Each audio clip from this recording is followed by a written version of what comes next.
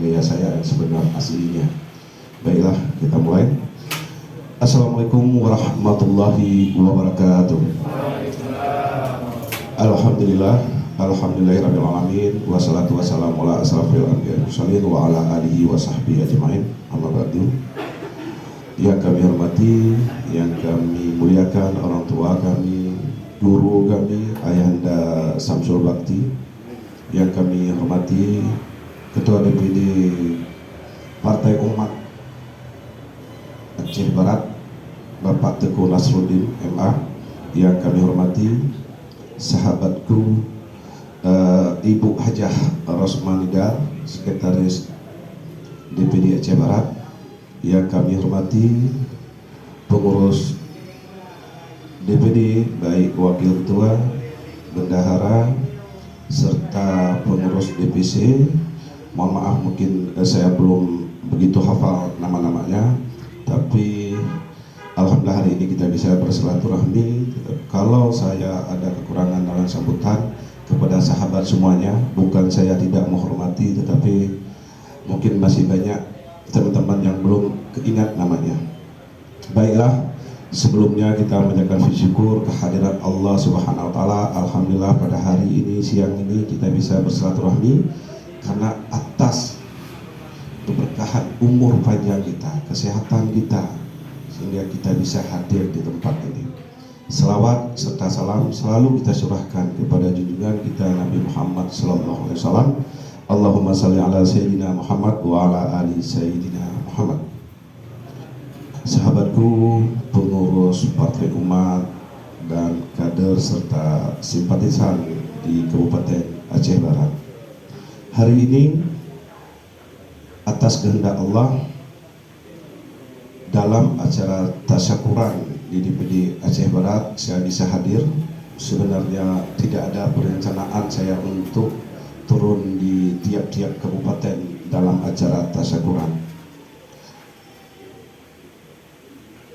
Alhamdulillah, seperti yang kita ketahui, Partai Umat ini sudah sah dan lolos sebagai peserta pemilu 2024. Perjalanan mendirikan satu partai, satu organisasi politik, luar biasa dinamika, nostalgianya menjadikan kita, membuat kita lebih erat sesama. Partai Umat ini yang kita dirikan dari tahun 2021, tentunya ini perjuangan kita. Pertama, Partai Umat ini tidak didukung pendanaan yang kuat oleh tokoh-tokoh nasional, tetapi hanya keinginan, hasrat dan nama besar tokoh reformasi Bapak Profesor Dr. Amin Rais. Perjalanan mendirikan Partai Umat ini sungguh luar biasa. Pertama, tidak ada dana. Kedua, kondisi kita sangat lagi pandemi. Kalau kondisi kita normal, mungkin saya rasa kalau tidak ada dana atau bantuan dari pusat, kita masih bisa bergerak di daerah-daerah karena ekonominya stabil. Di saat pandemi, tentunya dampak ekonominya untuk seluruh rakyat, bukan di Indonesia saja, tapi dunia. Tapi kita masih bisa mendirikan partai. Ini semua keberkahan Allah berikan kepada kita. Di dalam perjalanan, tentunya Partai Umat ini seperti kita ketahui, partai yang sangat kritis, atau tokoh-tokoh yang mendirikan partai ini sangat kritis terhadap penyelenggara pemerintahan, sehingga Partai Umat ini harus berjuang benar-benar oleh kader-kadernya, baik dari DPP, DPW serta DPD. Partai Umat kita tahu punya kendala dalam menyelesaikan verifikasi faktual. Alhamdulillah, Aceh kita bisa menyelesaikan 21 kabupaten kota yang syarat awalnya sesuai aturan pemerintah dan undang-undang. Kita harus memenuhi 17 kabupaten kota, tapi alhamdulillah kita Aceh bisa menyelesaikan 21 kabupaten kota. Di sini kita mungkin tidak pernah bersuzon, tidak berpikir negatif. Setelah Aceh ini 21 lolos administrasi, ternyata ada satu kabupaten yang di tanda kutip memang pengumuman di KPU di Sipol bahwa kita 21 ini sudah lolos. Waktu saat verifikasi ada kabupaten yang tidak lolos ternyata. Jadi di Sipol ini ada apakah errornya pengurus KPU atau memang sengaja walau malam. Jadi waktu saat kita verifikasi dari 21 awalnya lolos di Sipol ternyata terakhir 20. Tetapi untung kita sangat safety secara administrasi, syarat kita 17, kita bekerja untuk 21, gagal 1, akhirnya 20. Aceh masih tetap dalam posisi 83%. Ini kita sangat mengambil satu hikmah, harus sangat jeli untuk ke depan. Jadi tiap-tiap kita bekerja, tiap-tiap kita membuat administrasi, tiap-tiap kita berjuang mencari suara di tiap-tiap dapil, harus sangat detail, harus sangat kooperatif dengan pengurus penyelenggara pemerintah, baik KPU, KPP, PPK, kecamatan, serta di BPS. Selanjutnya, saya setelah proses berjalan baru saya renungkan, kenapa kita ada yang digagalkan seawalnya lolos tetap 21, kenapa? Jadi runtutan ini kami pelajari terus kenapa. Setelah itu 2 hari atau sehari semalam, hampir sehari setengah lah, lebih kurang informasi dari KPU pusat kepada Pak Amin Rais bahwa Partai Umat tidak lolos sebelum tanggal 14. Sedikit saya tambah, saya selain pengurus DPW Aceh, saya alhamdulillah dipercaya dan diajak masuk ke salah satu pendiri secara nasional. Jadi proses pendirian partai ini secara nasional ini, jadi saya sangat memahami ya.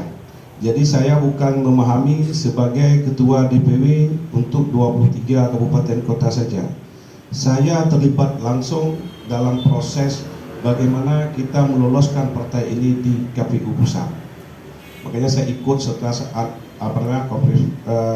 fresh dengan KPU di gedung KPU, dan waktu rapat sidang itu pun saya ada di situ, mungkin bisa dilihat di video atau di foto-foto. Jadi 1 hari setengah sebelum pengumuman, Pak Amin Rais dapat info bahwa Partai Umat ini gagal sebagai peserta pemilu sebelum diumumkan tanggal 14. Tentunya kami duduk berapa orang dengan Pak Amin Rais, ada ketua umum, ada sekretaris majelis, dan Pak MS Kaban, dan saya salah satu pengurus DPW seluruh Indonesia yang diajak masuk ruang khusus rapat untuk mengambil sikap-sikap apa yang harus kita tempuh supaya Partai Umat ini lolos. Alhamdulillah saya bisa ketemu langsung dengan Profesor Dr. Denny Indrayana untuk proses gugat pertama. Jadi waktu hari H itu saya yang harus berdiskusi negosiasi dengan Profesor. Jadi saya dalam perjuangan Partai Umat dan lolos ini saya merasa satu kepuasan ya. Karena seharusnya saya hanya di Provinsi Aceh, tetapi saya bisa ikut terlibat langsung di DPP. Ini keberkahan dikasih Allah, mungkin dengan ada cara kendala inilah saya bisa tampil lebih punya nilai tambah untuk diri saya sendiri dan kita Aceh di DPP. Jadi tiap persoalan, tiap masalah pasti ada hikmahnya yang kita ambil. Jadi proses ini akhirnya dibuat mediasi dengan KPU hari pertama, tapi sudah menemukan arah yang bisa membantu kita. Membantu kita maksudnya data-data kita ini sudah dilihat, bahwa memang ada di beberapa kabupaten kita tidak dibantu dan malahan diganjal. Setelah itu prosesnya harus melalui Bawaslu. Di hari kedua, alhamdulillah mediasi ini bisa diselesaikan cukup dengan cara mediasi. Kalau sampai ke PT UN ada tahapan, setelah mediasi kalau tidak selesai kita harus masuk ke PT UN. Seperti PKPI sampai hari ini, ada lagi partai apa kemarin saya dengar ada 2 partai yang harus Masyumi, dia masih juga mengikuti prosedur di PT UN. Tetapi kita dikasih jalan lumayan mulus, dengan mediasi saja sudah cukup. Karena kalau PT UN sampai besok belum selesai nih, belum selesai sampai bulan depan, kemungkinan besar kalau PT UN itu dengan jadwal pemilu kita akan tidak mungkin lagi lolos. Tetapi alhamdulillah kita dikasih jalan, kemudahan oleh Allah. Kita cukup dengan mediasi sehingga tim-tim kita dari Jakarta, dari Banten, dari Sukabumi, 60 orang diturunkan ke Sulut dan NTT. Kalau selama ini mungkin kader pengurus termasuk Cuklem sering lihat kalau berita di grup, di video, tetapi kami alhamdulillah langsung bisa terlibat ikut di situ. Jadi sangat paham bagaimana perkembangan. Setelah itu ada 11 kabupaten yang harus kita selesaikan di Sulut, 5 kabupaten harus kita selesaikan di NTT. Sebenarnya apa yang terjadi? Sebenarnya masalah apa yang diganjal? Pertama, cara verifikasi partai, verifikator itu datang ke masyarakat menanyakan kebenaran identitas, KTA, serta ikut serta sebagai anggota Partai Umat.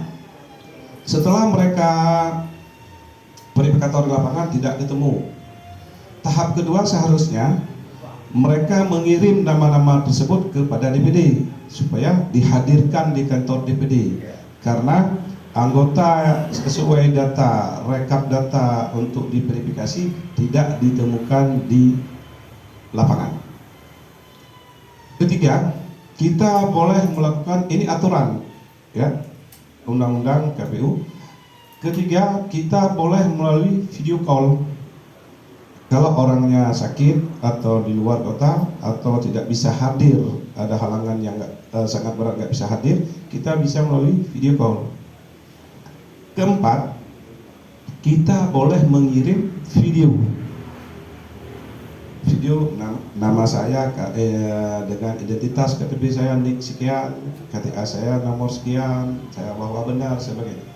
Ada 4 cara yang dilakukan atau yang ditentukan melalui undang-undang aturan bahwa cara-cara verifikasi faktual. Di NTT dan Sulut terjadinya mereka hanya memakai satu metode untuk Partai Umat. Ini yang unik. Mereka hanya mau menemukan di lapangan. Kalau mereka tidak temukan di lapangan, mereka tidak mau. Yang 3 lagi diundang ke DPD, mereka nggak mau. Video call, mereka nggak mau. Buat video, mereka nggak mau. Inilah untungnya tertib administrasi di Sulut, mereka punya video semua. Jadi waktu dia datang ke DPD, kami ada ini, besok bisa datang, kami nggak mau kalau nggak ada ketemu. Jadi rekaman inilah yang menyelamatkan kita, bukti. Jadi ini ada video sesuai aturan ini boleh, ini mereka nggak terima.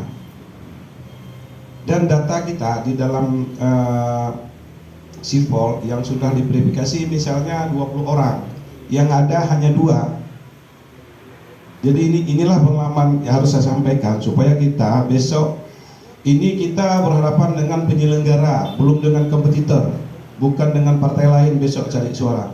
Terbukti angka 20 bisa terjadinya 2. Jadi ini jangan terjadi lagi besok. Jadi pengalaman ini mendidik kita supaya kita besok mungkin harus sangat teliti sehingga kita mencapai keberhasilan. 20 jadi 2. Banyak data kita yang di sipol itu tidak ada. Mungkin itu bisa juga Ketua Umum kemarin Bapak Bapak Dr. Ridho Rahmadi sudah menyampaikan juga di video.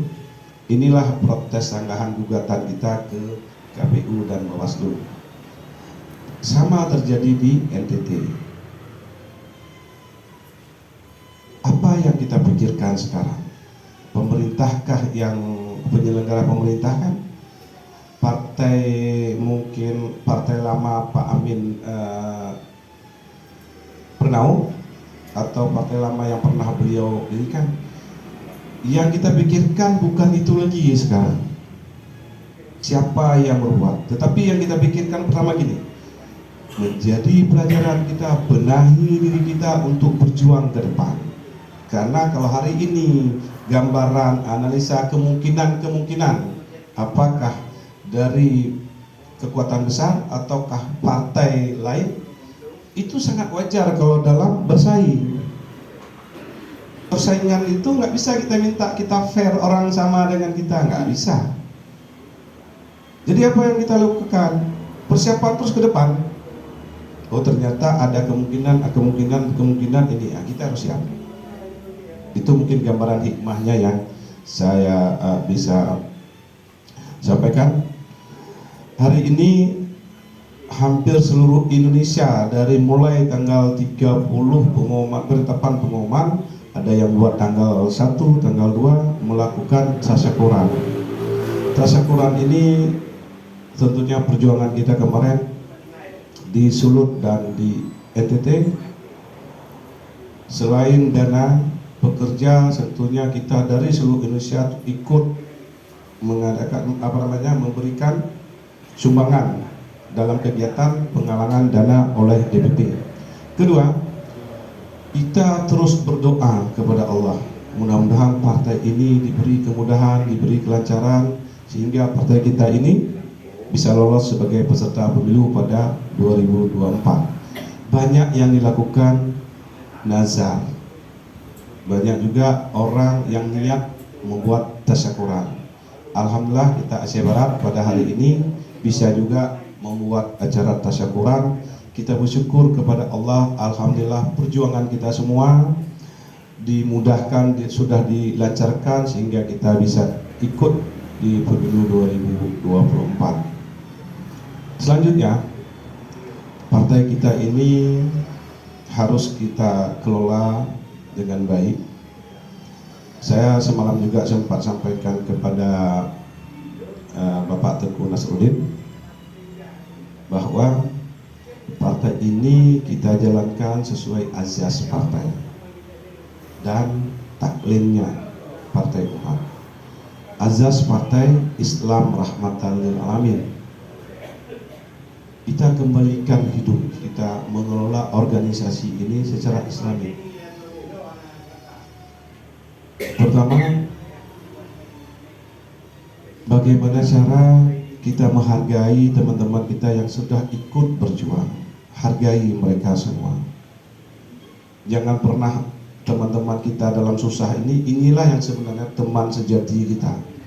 Kalau saat kita susah, tidak punya uang, tidak punya dana, tapi mereka mau hadir, mereka mau ikut membantu mendirikan partai ini. Ini Bapak Tengku Nasruddin.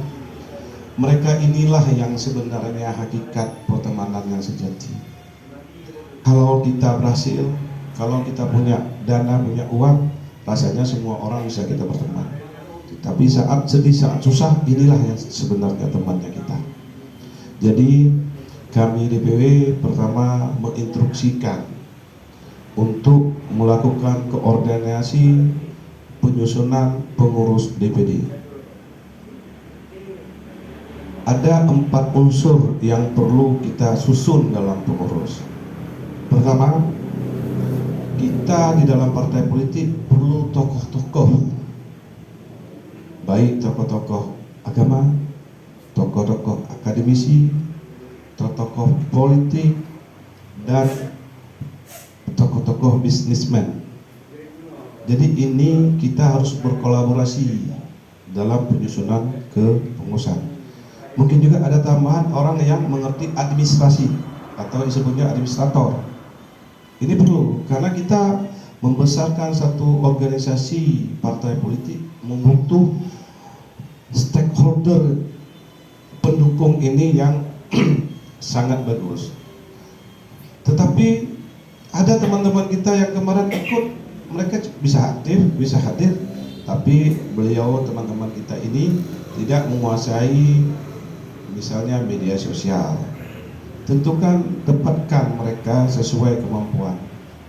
Jadi jangan singkirkan teman-teman sahabat kita yang kemarin, tapi sesuaikan semua pengurus ini sesuai dengan kapasitas, kemampuan mereka masing-masing.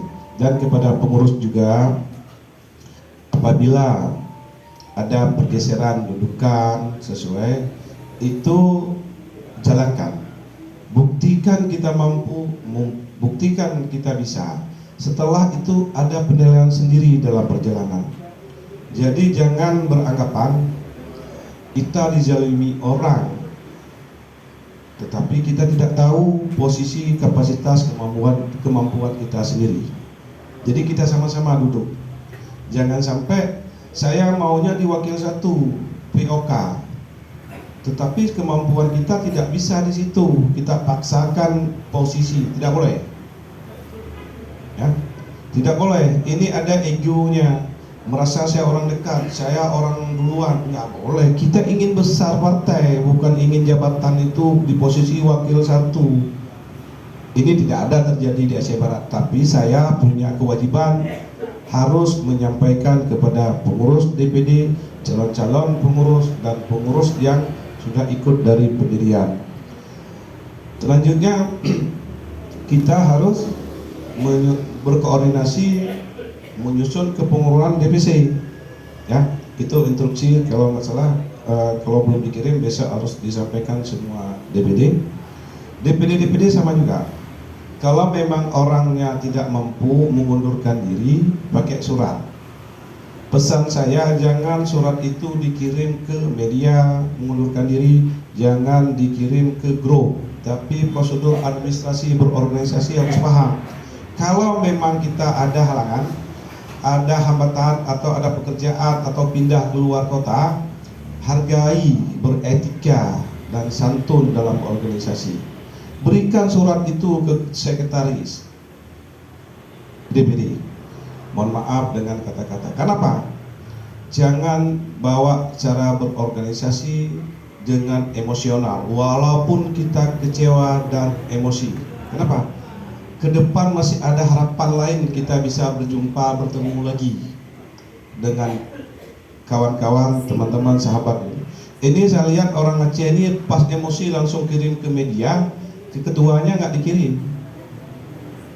Itu menjadi seakan-akan nggak ada saya di situ nggak bakal hebat kalian, nggak ada saya di situ nggak hancur, nggak bisa, nggak ada saudara, masih ada saudara kami yang lain. Partai ini tetap berjalan. Ya, jadi kalau kita santun memberi sesuatu surat secara tertib administrasi, kita pertemanan ke depan itu masih baik. Kalau kita menghargai orang, maka orang lain menghargai kita. Saya baca satu buku dari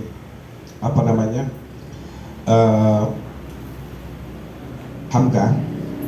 Pertama, kita berkewajiban beretika untuk diri kita sendiri, baru orang lain itu akan menghargai kita. Jadi kalau kita tidak beretika kepada diri kita sendiri, jangan pernah harap orang lain akan menghargai kita. Selanjutnya, tentunya kalau ingin membesarkan partai, bagaimana kita mensosialisasikan kepada masyarakat. Kita kalau punya kemampuan bisa membuat acara pelatihan, karena bedanya perubahan zaman sekarang dengan dulu, ini sosialisasi ini dengan media, atribut, dengan kegiatan, supaya masyarakat tahu tentang Partai Umat. Apalagi mungkin sebagian kemarin pernah mendengar atau membaca berita Partai Umat gagal, setelah itu nggak update lagi. Jadi kita harus terus, boleh dengan kegiatan pelantikan atau ini salah satu tasyakuran ini, kita selain bersyukur kepada Allah juga kita mensosialisasikan, memberitahukan, mempromosikan partai kita kepada masyarakat. Dan terima kasih kepada pengurus DPD Aceh Barat. Alhamdulillah ini salah satu perjuangan kita, ikhtiar kita. Tetapi terus kita tingkatkan. Mungkin yang lain saya rasa cukup dipahami. Strategi trik di daerah ini tentunya orang daerah sinilah yang lebih pahami. Cara pendekatan, bagaimana mempengaruhi orang, ya saya rasa Cuk Lim ini apalagi udah masuk tokoh seni ya. Tokoh seni yang sering tampil di panggung-panggung jadi jurkam. Saya sebenarnya harus banyak belajar kalau dari tampil. Saya sebenarnya bukan orang yang pintar orasi, tetapi karena keadaan yang harus saya lakukan, saya belajar. Jadi kalau ada dalam sambutan saya, dalam pemberian arahan saya banyak kekurangan atau tidak teratur, tidak tertib, saya hanya manusia biasa, tapi saya dikasih amanah menjadi ketua DPW. Saya terus belajar. Mungkin kalau ada masukan atau ada diskusi, boleh kita diskusikan sama-sama. Apalagi kalau Aceh Barat saya besar di sini, tentunya hari ini saya ketemu guru saya, ketemu paman saya, abang saya, ada teman-teman saya sekolah dari MSET, ada Nancy juga, dan ucapan terima kasih kita, penghormatan kita kepada Ketua DPD Nagan Raya, Bapak Hamdani, dan juga sudah hadir ke sini dengan kader-kadernya. Beliau juga bukan politisi. Kadang-kadang saya kalau ingat beliau ketawa sendiri. Karena waktu saat saya ajak pengurus DPD, beliau dengan aslinya orang Nagan, dengan wajahnya yang serem, bagaimana ke depan ini pertandingan ini, saya kebayang, saya kalau lihat beliau ketawa sendiri saya. Tapi itulah Bang, nostalgia kita bersama. Jadi kita kenang-kenangan suatu saat, mudah-mudahan kita kalau berhasil, kita jangan lupa kepada teman semua. Rasa cukup, yang lainnya bisa kita diskusikan. Mudah-mudahan Allah berikan kita umur panjang, kesehatan, keberkahan rezeki. Dengan hadirnya, lahirnya Partai Umat, dan kita diberi kepercayaan oleh Allah Subhanahu wa Ta'ala melalui Bapak Profesor Dr. Amin Rais, mudah-mudahan dijadikan kita orang istiqomah, orang yang sabar, dijauhkan dari kesombongan dan dunia.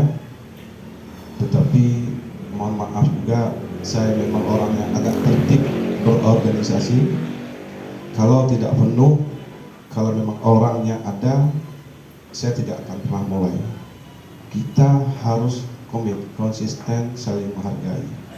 Kalau saja saya sebagai pengurus DPW, Bapak Ibu tidak hargai, bagaimana kalau Bapak Ibu menghargai orang kampung bisa? Kalau saja saya yang hadir di sini tidak dihargai, bagaimana orang sakit, orang miskin, saudara kita, apakah mungkin Anda hargai? Saya rasa sangat berat. Mulailah dari diri kita sendiri.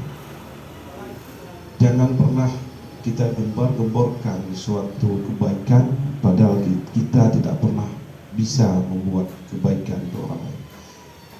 Insya Allah kita mulai niat, mudah-mudahan kita ini jangan sampai kita ucap A yang kita lakukan Z. Ya Pak Ketua, saya menerima amanah dan saya sebagai penanggung jawab di provinsi memberikan instruksi. Yang terakhir, di dalam penyusunan besok, apabila ada orang tersingkirkan, silahkan buat surat kepada MPPD dulu, prosedur ya, MPPD, bahwa saya disingkirkan dari pengurus bla bla bla, dan mohon saya bisa bersilaturahmi, berdiskusi dengan MPPD dulu ya. Jadi kalau ada persoalan berorganisasi, buat surat kalau kita ada perbedaan pandangan dengan ketua DPD, temuin ketua DPD. Setelah itu tidak merasa puas kita dizalimi, buat surat ke MPPD. Mohon dimediasi, tolong diselesaikan. Saya ingin bergabung di Partai Umat, tapi saya sudah bekerja. Apa salah saya? Kenapa saya disingkirkan? Tidak sesuai ini. Saya punya kemampuan berusaha semaksimal mungkin di posisi ini. Tuh. Selanjutnya, seandainya di MPPD juga akan selesai, silakan tembuskan ke saya. Dan tembuskan ke saya. Karena begini, ada kemungkinan salah persepsi cara berpikir kita punya keterbatasan. Cukup menganggap itu merah, ternyata bukan merah. Nah, itu selesai itu tembuskan ke saya. Kalau 3 kali mengirim surat kepada saya tidak ada, tembus ke DPP. Ya. Kalau saya salah, tembuskan surat itu ke DPP. Tetapi kalau belum selesai urusan tingkat DPD, jangan tembuskan ke saya. Kalau belum selesai dengan saya, jangan tembuskan ke pusat. Ya, tertib. Karena gini, kita selaku partai politik ini ingin memberi perubahan dalam penyelenggara pemerintah. Kita saja tidak paham organisasi. Berharap berkuar-kuar besok pemerintah salah ini, kudusin. Kita aja nggak paham. Mulailah kesempatan kita di partai ini belajar organisasi. Ya. Karena partai inilah yang memproduksi kader-kadernya menjadi penyelenggara pemerintah, baik eksekutif maupun legislatif. Sekian, terima kasih. Saya tutup. Wabillahi taufiq wal hidayah. Assalamualaikum warahmatullahi wabarakatuh.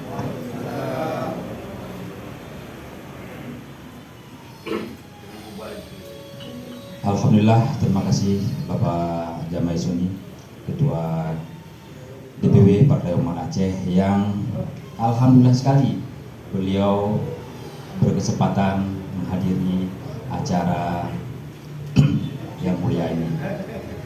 Mungkin dengan berakhirnya sepatah dua patah kata yang diberikan oleh Pak Ketua dan juga bimbingan para kita semua, mungkin inilah pertemuan awal dan akhir mungkin untuk tahap pertama. Karena selama ini belum pernah seramai ini gitu. Sampai 2 tahap kita belum seramai ini. Kemudahan ke depan kita lebih ramai, apalagi nanti kita akan ada agenda pelantikan. Seperti penyampaian Pak Ketua tadi, kita terus melakukan sosialisasi dengan berbagai cara. Mudah-mudahan ketika pelantikan nanti kita mempersiapkan diri sebesar mungkin. Mungkin bukan di kantor kita sini, di GOR mungkin kan. Mana tahu kita bisa mengundang untuk Pantai Barat Selatan hadir. Insya Allah. Begitu Ayah. Siap. Ini juga berkat Ayah juga nih. Saya kasihlah pegangan kita. Walaupun 5 menit. Siap. Sehat malam ini kita. Siap. Ya, mungkin setelah nasihat dan bimbingan dari Ayah selaku Ketua Majelis Penasehat Kabupaten Aceh Barat, untuk 1-2 kata ya kan, sebagai penyemangat kawan-kawan yang ada di Partai Umat. Kami mohon kepada Ayah, mungkin itu orang manggil Ayah ya, beliau juga Haji Samsul Bakti. Apa dari Ayah itu sini ya?